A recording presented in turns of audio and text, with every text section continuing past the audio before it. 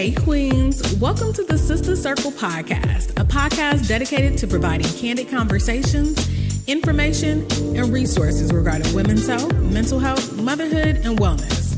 And I am your homegirl and host, Faith Alaribe. So go ahead and get comfortable, Queen. Let's dig in. What's going on, Queens? I hope this finds each of you well in your respective space in the world. All is well in Chicago. It's a gloomy day, rather rainy, but I'll take it because it allowed me the permission that I needed to be still today. So I'm coming down from an incredible meditation that was so necessary. So I'm already feeling better. And yesterday I had a massage, so it almost doesn't get any better than this. Nevertheless, I'm really excited about today's episode. I have with me Dr. Amber Thornton of Balanced Working Mama. She is on the show dropping gems about how she has redefined what balance looks like, particularly for mamas who are working. Listen, when I say that this conversation is so timely, it's so timely because whether you are a mama or not, we could all use a little bit more balance in our lives. So with no further ado, let's go ahead and get into it.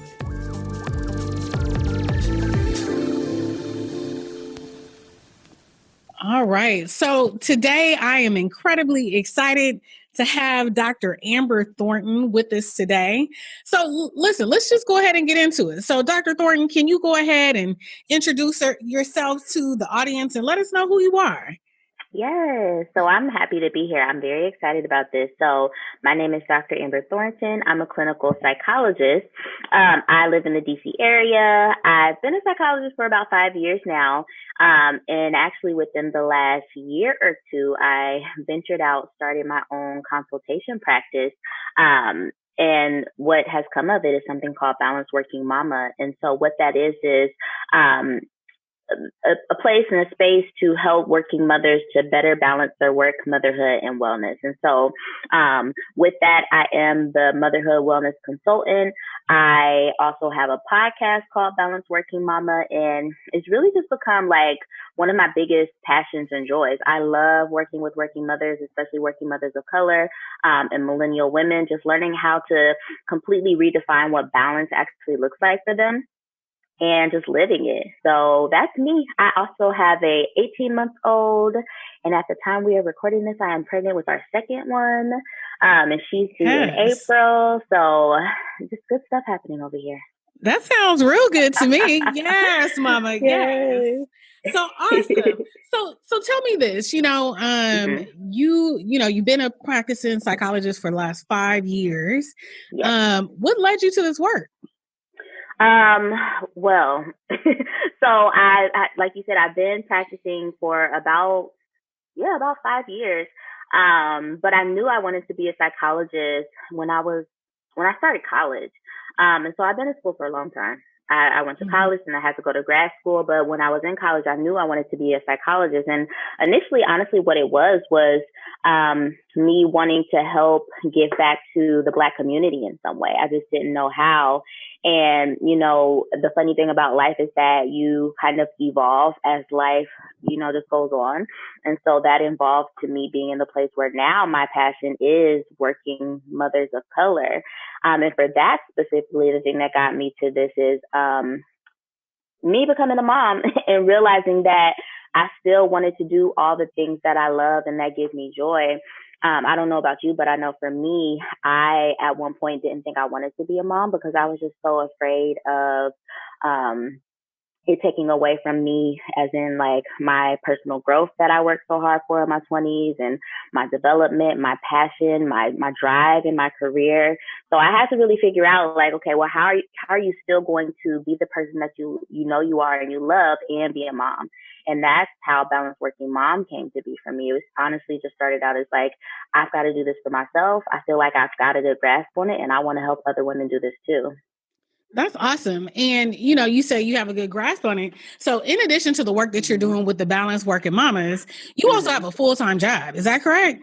I do, girl. I don't want to have it. I do. I still do have my full-time job. The bigger goal for me is to be able to transition 100% into working and doing for balanced working mama. But yeah, I do have my full-time job right now. That's huge. That's huge. Mm-hmm. Yeah. Particularly now that we're in a pandemic, right? Yeah. Balancing it all. So that's awesome. But, one of the things, but it's like a normal thing for us, right? We have all of these et ceteras that are added to our name. We have our careers, we have wife, mother, all these things, right? But what are some of the ways in which we, as a culture of mamas, particularly mamas of color, have normalized struggling, trying to balance it all? Yeah, I think there's a lot. And it's funny because we talk about this stuff in Balanced Working Mama a lot. I think the things that we have normalized while struggling to balance it all is just this idea that we should be able to do it for ourselves. And if we can't, then there's something wrong with us.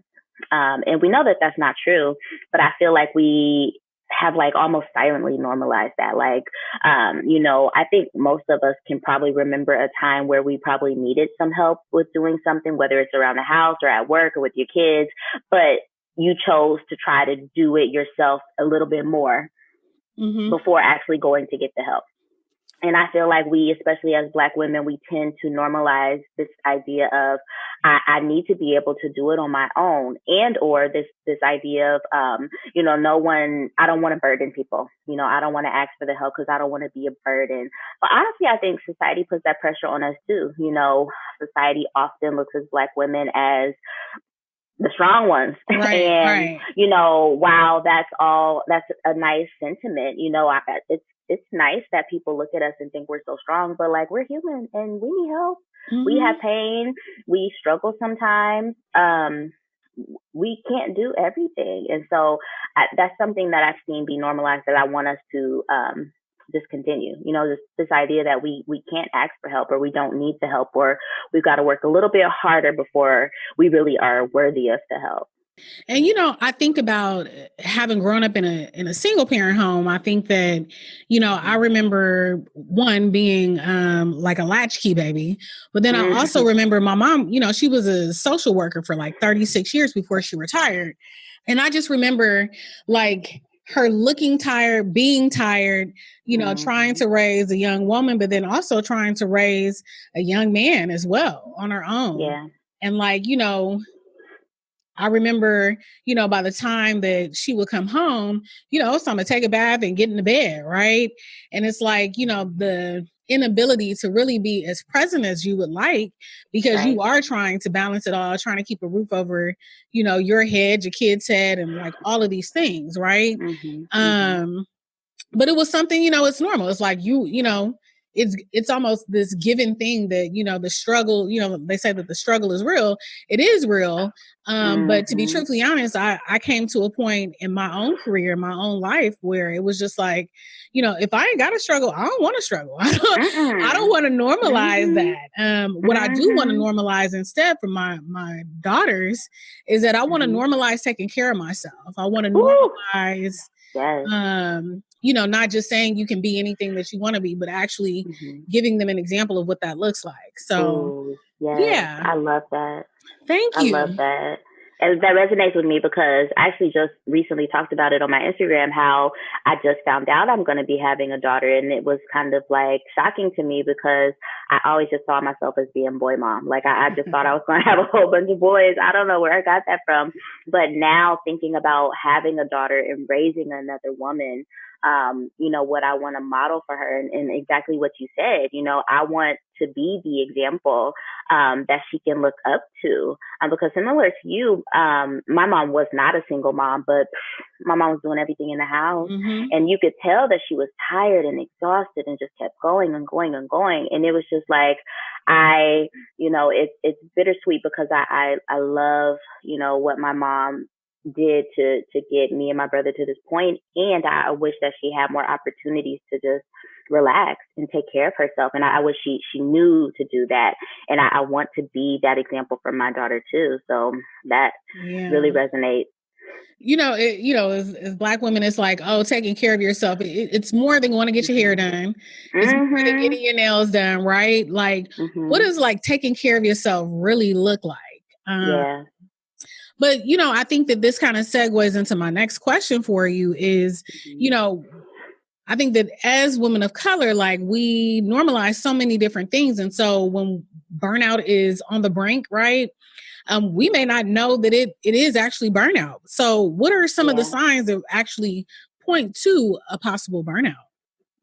There are so many, so many, but I'm going to just talk about some of the few. So whenever you feel like you are just constantly exhausted, like always exhausted, always fatigued, don't ever feel like you're rested, even when you slept in 8 hours, you're just always feeling tired. And I think that's another thing we normalize too as mothers is just this idea that you're always going to be tired. You're always supposed to be tired. And I don't want us to continue to normalize that because that should not be true. If you're always tired, you either have to go to the doctor and figure out what's going on, or you need to really figure out, okay, how can I get more rest? It's different when you just have it. Like if you have a newborn, okay, you probably gonna be tired. But after that, you should not be constantly chronically exhausted. And so that is really a sign of, you might be burned out. There might be some other things going on. Also, there are some mamas who I work with who feel like they are just constantly overwhelmed. They feel like they never can get a good grasp of what's going on in their house or with themselves. They always feel behind. They always feel like they're rushing. That also can be a sign or an indication that you're on your way to burnout. Or even just this feeling of not being truly satisfied or truly content. And I think that's something that we don't often talk about because we assume that, hey, we have these children, we have this family, all is well, I should be happy. And so we don't really want to talk about, hey, I actually am not happy. I recently had a consult with a mom and she's actually pregnant as well. She's got 2 boys. And she was just saying, honestly, I love my family, but I have never felt happy after becoming a mom. And that's not something that we want to shame her for or judge her for. If anything, we want to work with her and figure out, okay, well, what's going on here and how can we help you, find the joy and the contentment that you need. So if you feel like you've never felt fully satisfied or fully content, that could also be an indication that maybe you are burnt out and there's something else going on. Yeah. And, I think that all of those things kind of resonate with me in a way. And I think another way in which I've experienced burnout will probably be brain fog. Like, it's kind of like no matter how much sleep that I get or no matter how much I might try to prepare for something, like just having like this sense of like, I don't even know where to start. It's not even overwhelmed, but it's like my brain is just foggy. Yep. But I think that, like you said, one of the things that is that may be an indicator, like go to the doctor, get something checked because it might be hormonal.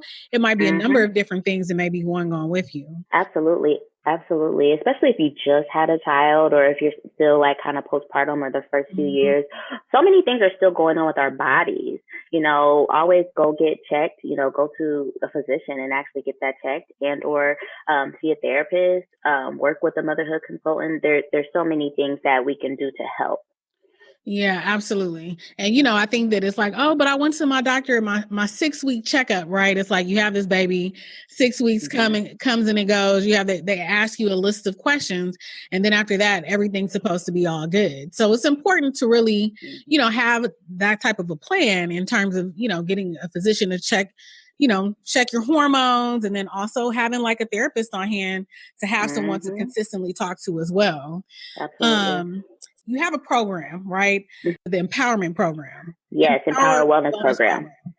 So one of the things that you had talked about before was talking about how you've redefined what balance means. So talk to me a little bit. How would you redefine balance? Yes, so this is my favorite topic. So let me get my notes out so I can make sure that I get this right. Yes, because I feel like this is really important, and I really want your audience to really hear me when I say this, because again, we hear this idea of we should be able to balance it all. And another thing that I'm finding is that there are some mothers nowadays who are telling people like balance in motherhood is not possible, especially when you're working. And that's not the case. And I'm really here to say, hey, if you're ever hearing someone say balance is not possible, you know, what's going on is that it's possible that they might even be burnt out themselves, or they have not redefined what balance looks like. And this is what we do at Balanced Working Mama. We took the idea of balance and we said, okay, this is what it used to be. This is what people say it is, but this is actually what we believe it is. And so to make it easy for ourselves, we broke it down to an acronym with using the word balance. And so I'm going to go through it. So in order to achieve balance in motherhood, what we believe at Balanced Working Mama is that, one, you have to have bold and firm boundaries. Your boundaries have to be bold and firm. And so that's hard for many of us because some of us just don't have good boundaries. Or we will set a boundary, but then we'll go back on it. And so people learn that we don't even respect our boundaries. So why would they? So absolutely have to have bold and firm boundaries. The second one is you always want to prioritize your wellness. If you are ever in a phase of your life where your wellness is on the back burner, and I'm talking about physical, mental, spiritual, social, all those realms of wellness, if it's not in the forefront, then something's wrong. And you're not going to have balance because you're not prioritizing the foundation of you, your wellness. We absolutely always have to prioritize that. The third one is living fully in all of your identities. And this one is one of my favorites, and I think it's something we don't talk about enough because when we become mothers, I think a lot of what happens is that mom becomes the primary role, and we forget about all those other parts of us. So then we get lost. I have a lot of mamas who say, well, I just feel lost. I got lost in motherhood, and it's because they did not live fully in all those other parts of them. Like, you know, before I became a mom, I was a dope ass psychologist, and I still am. And so that's the part that I'm going to continue to fully show up in. And without that, I would not be happy. And so really fully living in all of your identities. The next one is assertiveness and seeking help and communicating your needs. Because again, like we've been talking about, we can't do it all. There cannot be the expectation that we will do it all. And so if we need help, we have to be assertive in the ability to say, hey, I need help and this is what I need you to do. The next one is never being afraid of change. And this one is kind of like a mindset thing. And I put that in there because you in the process of becoming a mother, but then also as your kids and your family grow, everything changes all the time. Like those clothes need to be changed out. The baby needs to learn how to be potty trained. Now they're going to school. You starting to do job. Like there's always so much transition, and we cannot be afraid to make those changes, whether they're within ourselves or within our families. If we're resisting any changes that happen, we're not going to have balance. The next one is C, and that's for community in motherhood. And so what I've learned as being a mom and also working in the Balanced Working Mama is that community is so important. And honestly, even just having a good community can be so healing for so many mothers. Absolutely. Because it just normalizes and validates so many experiences that we go through. And even though we're all different, we have so many shared experiences as mothers. So community is vital for balance. We got two more. E is for effective management of guilt and anxiety. And so I put that in there because there's these things called mom guilt and mom anxiety that will literally take over if you allow them to. But you have to learn how to manage your mom guilt. You have to learn how to manage your mom anxiety, because if we don't, we will not be whole. We will not be happy. We will not be well. And so that might look like talking it out with someone. That might look like going to therapy. Whatever it is, you have to effectively manage that. And then the last one is for D, and that is delegate and collaborate. And so again, this is another reminder for us that we cannot be expected to do all of the things. And so you might be in a position where you have to start to delegate in your home and say, hey, look, my kids are old enough. Hey, this is duty. This is your chore. This is your chore now. You do these dishes. Or, hey, come help mommy sort the laundry. Honestly, I do this with my 1.5-year-old. Like, and he's not super helpful, but I'm just getting him into the mindset of like helping mommy. He helps me unload the dishes. Sometimes I'll say, hey, Cedric, put this in the trash for me. And it's just, getting us started with the idea that, hey, you live here too. We all take care of this home. And so you're going to help around here. And so also if mamas have the means and the resources, hire people to come do stuff in your house. Hire somebody to get the house clean. I know it's different right now with the pandemic, but if you feel comfortable, put on those masks, have somebody come clean your house, have that laundry be done, whatever you need, delegate and hire out. Because again, it gets rid of this idea that we should be doing everything. So those are all of the 8 core values. And again, we believe that you need all 8 of those things to achieve balance in your motherhood. That is how we've redefined it. Balance is no longer feeling like you have to show up and juggle all the things that come at you. No, balance is being able to boldly and confidently show up in all these other things. And that is how you achieve balance and wellness and satisfaction in your motherhood experience. So I want to actually talk about your very first core value. So the bold, inform boundaries in particular, because I think that boundaries is something that we damn near as a culture, like, know nothing about it. Nope. Because honestly, a lot of times when you set a boundary, people feel like you're disrespecting them, especially in our culture. Yeah. And that's not the case. Yeah. So I'll give an example even for myself. Like, something that I struggle with and have for a while now is anxiety. And so I had a lot of anxiety about when my first daughter was going to be born, around, making sure that I had the support that I needed, and making sure that if there were things that kind of didn't feel comfortable for me, that, it wasn't a part of, my plan. Right. So in particular, one of the things that I was in a whole bunch of like Facebook mommy groups and stuff.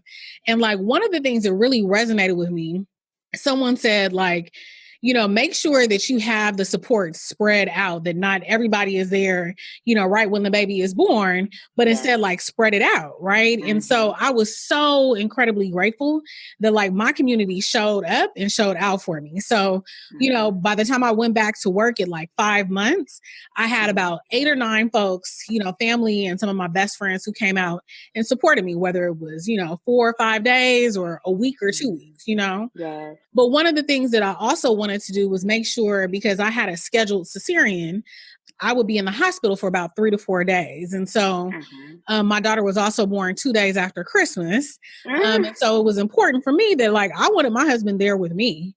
I didn't want him back at the house having to, check in on family, coming back and forth. I wanted him to be there with me. And then I also wanted to like experience the first 2 weeks with just he and I. We got this new little life that we're trying to make sure, that we keep alive, and, that she's thriving and all those things. And so when I shared that particularly with my brother and my mother, I got a lot of backlash. It was like, oh, you don't want me to be there, and, this, that, and the other. And, but what I had to come to realize was that this has nothing to do with anyone else. What this has to do with is me managing my anxiety and managing my household. Right.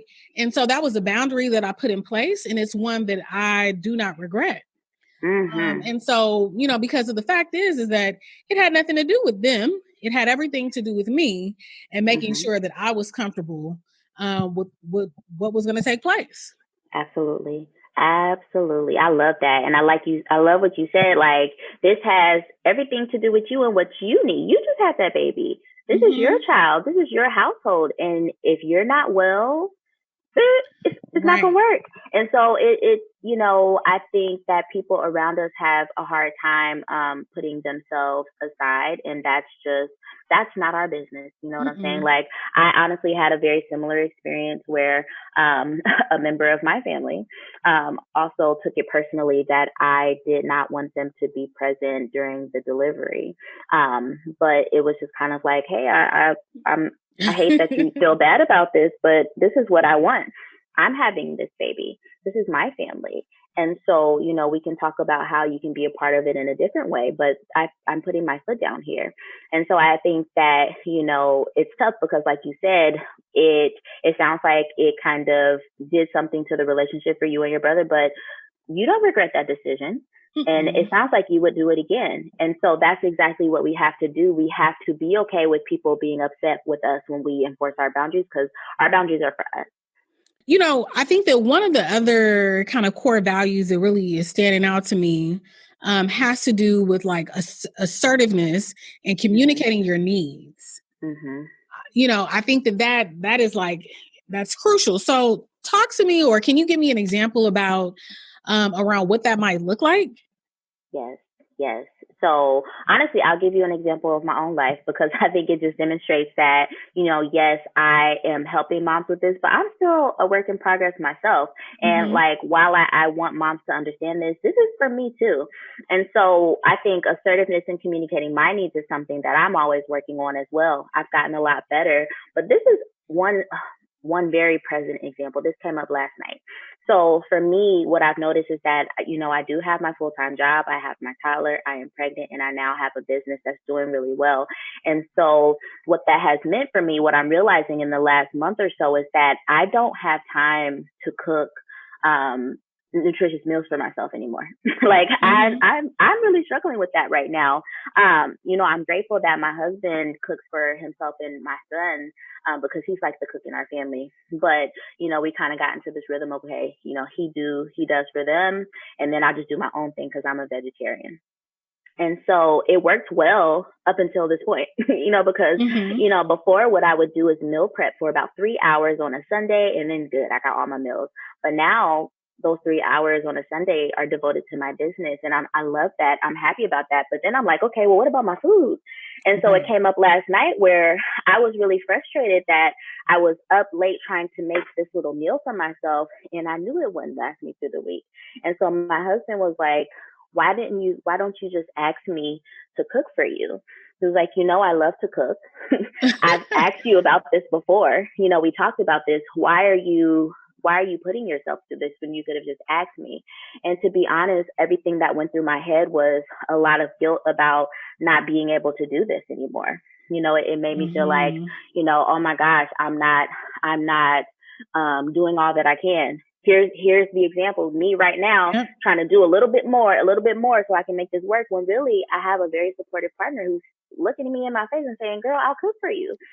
So that's a beautiful thing, by the way. Yes, it is. And so that example, what I would like to be able to better do is, and this is what I want other moms to be able to do, and it might not be the same example, but instead of, just trying to make it work, go to the person who's your support person who can help you and just say, hey, I'm struggling with this right now. I need some help with this. Can you help me? So for me, that example, it would have looked like, I would have went to my husband and be like, hey, you know that I have the business now, and I'm noticing that it's taking up the time that I would have usually cooked for myself, and I really need help. Can we think through how I can eat?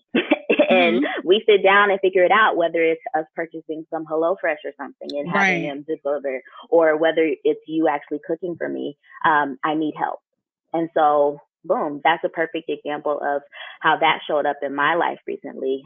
Me being more assertive about needing help with cooking and making sure that I'm eating nutritiously with all the things that are going on for me right now. And, I think that one of the similarities that you and I have is that I think that for both of our households, it sounds that, kind of like the traditional couple norms, right? You have, the typical gender roles and stuff like that. Like, I'm the cook of the family, but I don't wash dishes, right? I do not wash dishes. On the days in which I'm about to cook, I always know that I'm going to come into a clean kitchen. I think that it's really my husband's kind of like his little Zen getaway. But then also in just thinking about, like, he's also very hands-on with our daughter, like, very hands-on, giving bubble baths, making sure that she has playtime, like, feeding her the food. Like, we don't want daddy to actually make the food because we don't know what she needs. But, making sure that she's fed, like all of those things. And so I think that it's really important for us to be able to articulate our needs with our partner, and then also letting go of some of the things that we think are normal or that we are supposed to do. Absolutely. I'm so glad you brought that up, because even though the tenets of balanced working mama don't explicitly address that, I do think that what these 8 things do is it forces you to get out of the box. It forces you to undo what those traditional norms might have been. And you have to be okay with that. You have to get comfortable with that, because if you don't, you're not going to get the help you need. You're not going to set the boundaries. You're not going to do, you're not going to have the balance. We have to really get out of that box of what society and our family has taught us should be happening within our homes or in our families, and be okay with things being different. Yeah, absolutely. And I'll just say, I think that one of the final ones that really resonated with me as well is that community and motherhood piece. Mm-hmm. I think that for me, it was like, a lot of my friends, really don't have children, Yeah. or, are just now wanting to like be in their families and stuff like that. And so I knew that it was really important for me to find, my mommy tribe, because, what we experience, particularly when we become mothers, is completely different. And no matter how much, they can lend a listening ear, but to have Mm-hmm. someone who too has gone through or is going through what you're going through is Yeah. incredibly important. So I'll give an example. Just last night, actually, in true mama mode, it was like midnight my time, and she's in Atlanta, and we were communicating on Facebook Messenger. But it's a girlfriend that I had met in 2017 that was a part of this fibroid like support group. She and Mm-hmm. I both had surgery around like the same time. And then it turns Wow. out that our children were born maybe 3 weeks apart. And then Oh, now we're both pregnant and our kids are like 3 days apart. So oh my gosh, that is it's so dope. fascinating, right? And so I had really been feeling a lot of fear around what is it going to be like bringing in, like expanding our family and having like an additional child. And so I could have articulated to someone else, but she was like, oh my gosh, I too am Mm-hmm. experiencing that same kind of fear. And Yep. then, I think that one of the other things that we had talked about was how it was later in the game when I began to experience postpartum anxiety. Mm-hmm. So it didn't show up for Mm-hmm. me until like 8 or 9 months later. And she was sharing that she had postpartum depression, but that showed up, later in the game. And what it actually, what I came to understand at that moment was that we probably felt all of these things, but finally it got to the point where we probably were at burnout, right? Yep. And we knew that we needed some additional support or some additional help.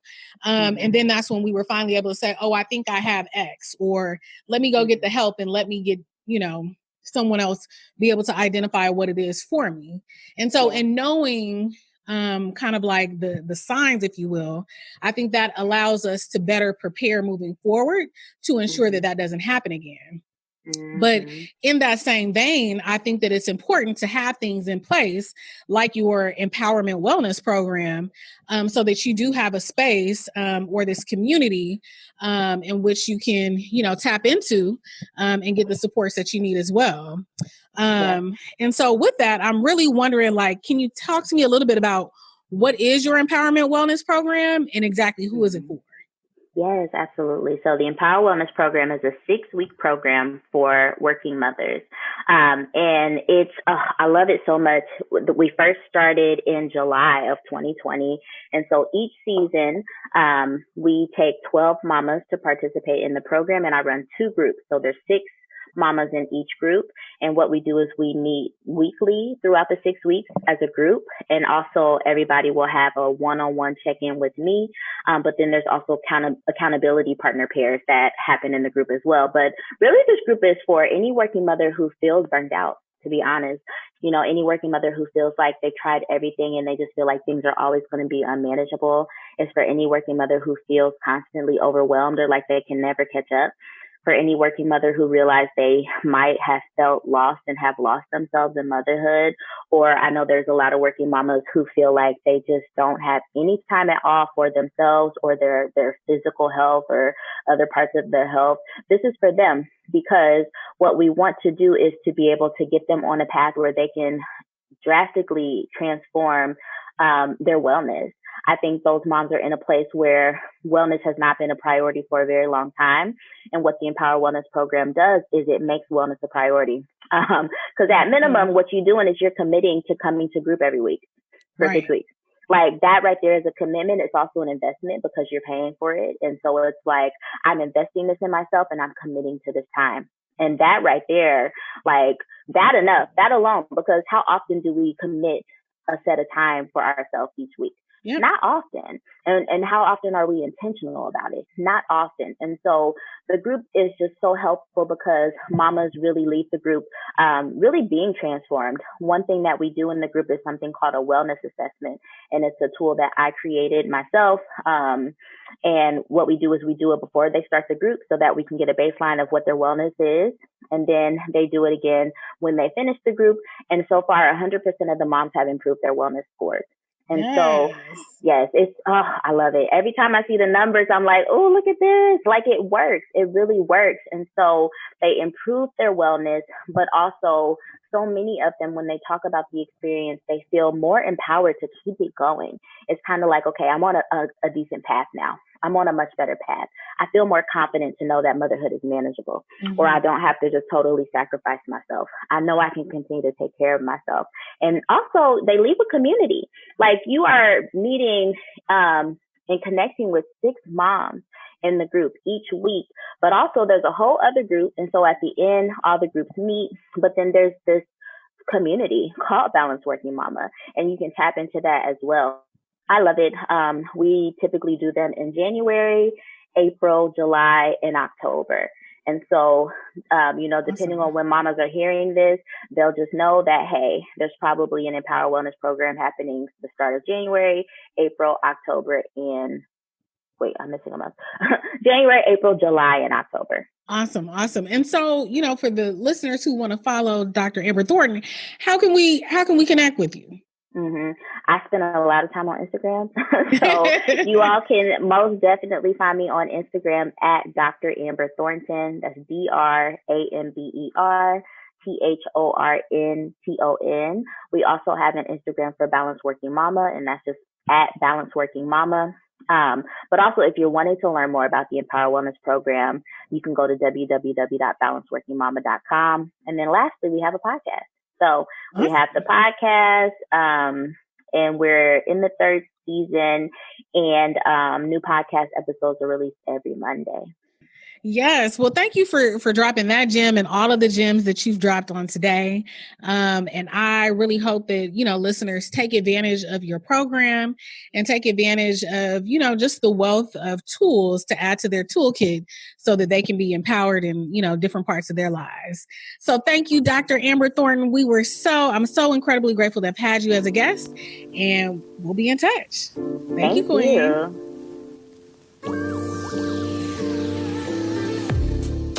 Thank you so much for listening. It is truly my hope that you both enjoyed and gained something from it.